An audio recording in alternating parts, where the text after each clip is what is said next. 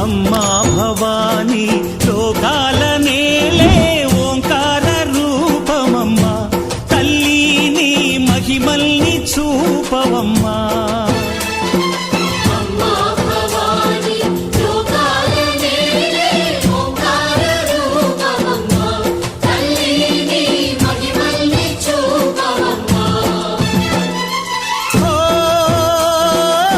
సృష్టికే దీపమా, శక్తికే మూలమా, సింహరథమే నీదమ్మా.